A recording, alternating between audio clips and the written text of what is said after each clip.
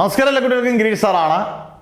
KEAM June 1-ാം തീയതി പരീക്ഷയ്ക്ക് ഏകദേശം 45 ദിവസങ്ങളുണ്ട്.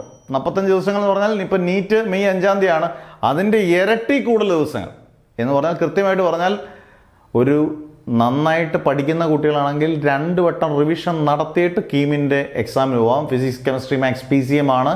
മാത്സിന് വെയിറ്റേജ് ഉണ്ട്. ഫിസിക്സിൻ്റെ ടഫായിട്ടുള്ള ന്യൂമറിക്കൽസ് നേരിടണം എന്നതൊഴിച്ചാൽ കെമിസ്ട്രി ഒരു ആവറേജ് രീതിയിലാണെങ്കിൽ പോലും നമുക്ക് റാങ്കിനുള്ളിലെത്താം. നിങ്ങൾ ചെയ്യേണ്ടത്, ഒരു ദിവസം ഈ പറഞ്ഞ പോലെ 10 മണിക്കൂർ പഠിച്ചാൽ, ഈ പറഞ്ഞ പോലെ 450 മണിക്കൂർ, 15 മണിക്കൂർ പഠിച്ചാൽ എന്തായാലും നല്ല സമയം 10-600 മണിക്കൂറിൽ കൂടുതൽ നിങ്ങൾക്ക് ഉറപ്പായിട്ടും കിട്ടും.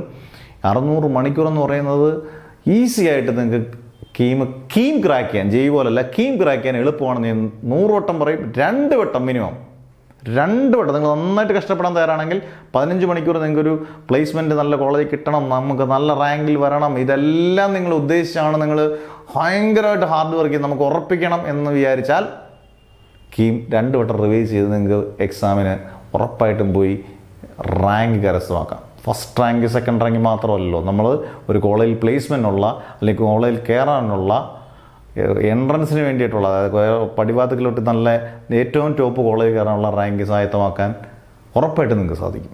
അന്നേരം ഈ രീതിയിൽ ഒരു 15 മണിക്കൂറെങ്കിലും പഠിച്ചാൽ, ഉറപ്പായിട്ട് പഠിച്ചാൽ നിങ്ങൾക്ക് കീം ഈസി ആയിട്ട് ക്രാക്ക് ചെയ്യും. അന്നേരം നന്നായിട്ട് കഷ്ടപ്പെടുക, നല്ല മാർക്ക് കിട്ടട്ടെ, റാങ്ക് കിട്ടട്ടെ, നിങ്ങളെല്ലാവരും നല്ല കോളേജിൽ കിട്ടി നല്ല പ്ലേസ്മെൻറ്റായി ജോലിയൊക്കെ കിട്ടട്ടെ എന്ന് പ്രാർത്ഥിച്ചുകൊണ്ട് നിർത്തുന്നു. Never ever give up.